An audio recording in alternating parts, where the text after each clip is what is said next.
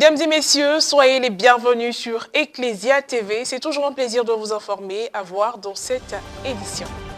Le samedi 19 mars dernier a eu lieu la recollection des papas organisée par la communauté des Frères Saint-Jean au sein de leur centre à Marie-Étoile du Matin, si à la Riviera Palmeraie.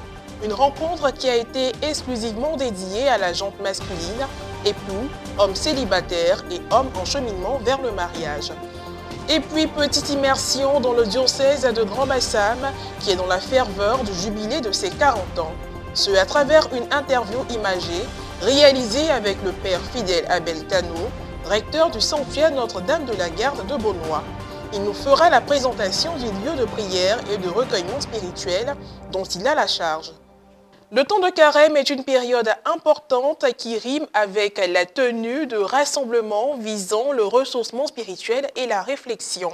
N'étant pas en marge de cette réalité, la communauté des Frères Saint-Jean a organisé une recollection à caractère spécial dénommée « Recollection des papas ».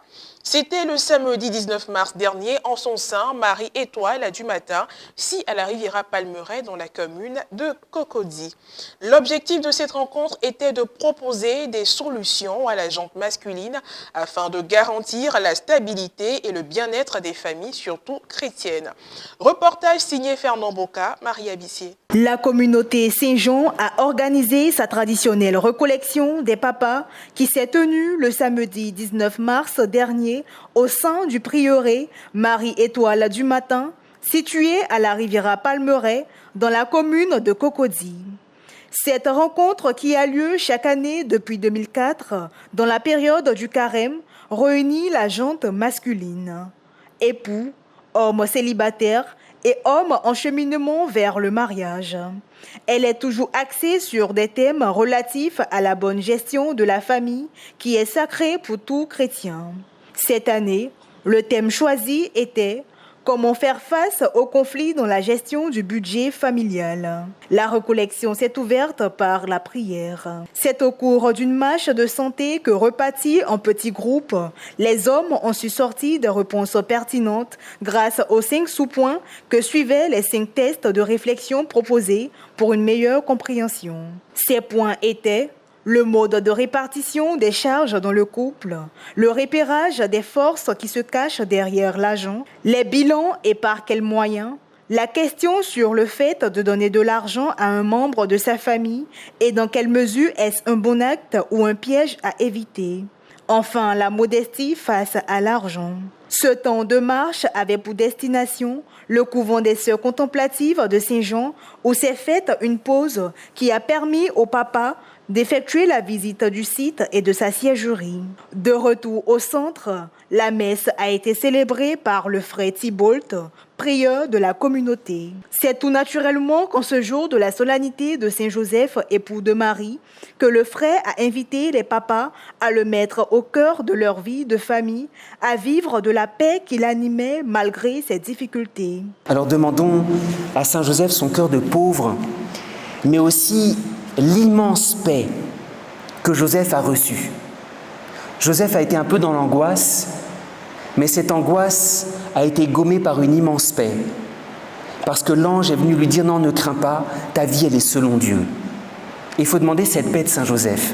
Parfois on a des tourments, on a des angoisses, et puis on a une certitude en disant « Non, peut-être que tu es à tâtons, mais sois dans la paix parce que les actes que tu as posés, c'est selon Dieu. Ne crains pas de prendre chez toi Marie, ton épouse. » Prenons Saint Joseph chez nous, prenons ces tâtonnements, parce que les saints tâtonnent, prenons ces angoisses, prenons ces tourments, et surtout prenons son immense paix, de savoir que Dieu a choisi de venir dans notre vie, dans notre foyer.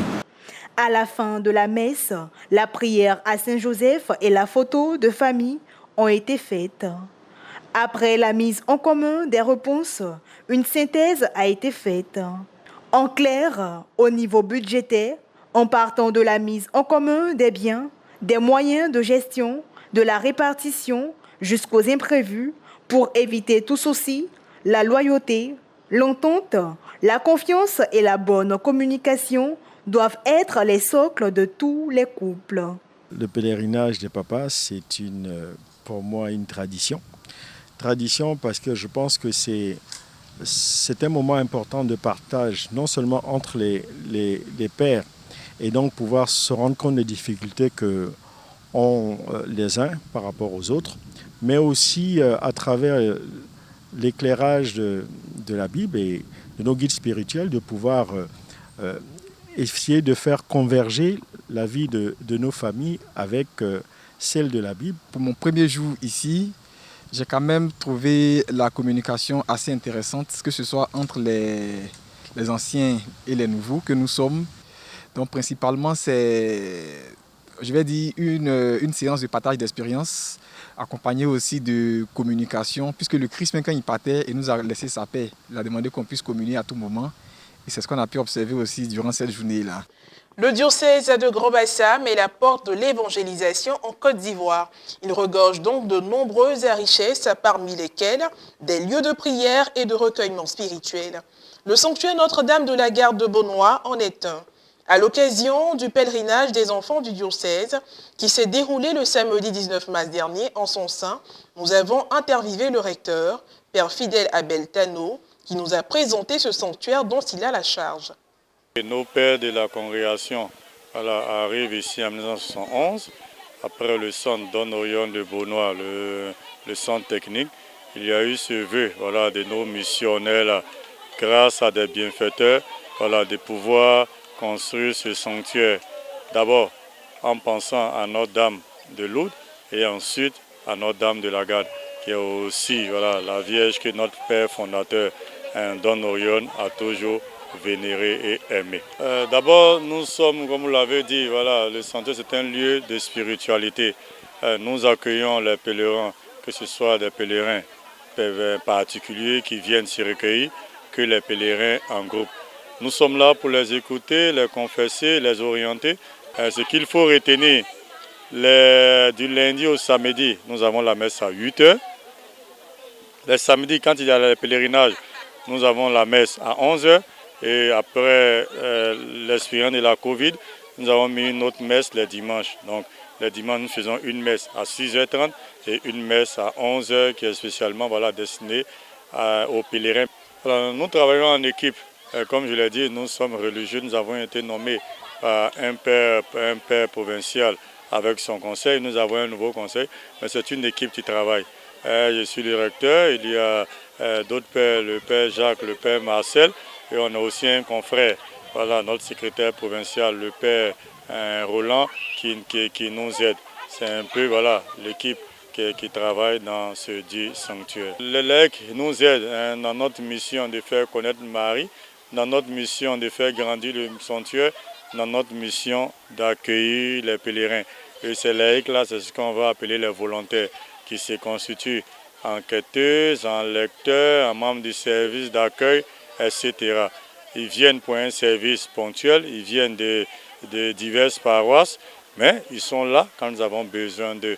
Avec eux aussi, nous avons essayé de créer une coordination. Pour cette coordination, c'est réussi une fois par mois. On échange de la vie du sanctuaire, mais surtout aussi les projections sont faites. Actuellement, nous sommes dans le temps de carême. Il y aura le grand chemin de croix du vendredi saint. Ensuite, nous allons marcher vers la grande veillée du 14-15 août. Et enfin, la solennité de Notre-Dame de la Garde. Maître Docor a fini la statue le 7 juillet 2002. Elle a été bénie le 17 août 2002. Donc nous sommes en 2022. Ça fait 20 ans de présence, 20 ans d'action de grâce, 20 ans d'intercession. Certainement que au 25e anniversaire, cela sera plus solennel. Mais là, nous essaierons de marquer la présence de Marie dans cette ville de Beaunois qui protège Beaunois où plusieurs personnes viennent pour demander son intercession. Et voilà, c'est la fin de cette édition d'information. Merci de l'avoir suivi, que je veille sur nous. À très bientôt.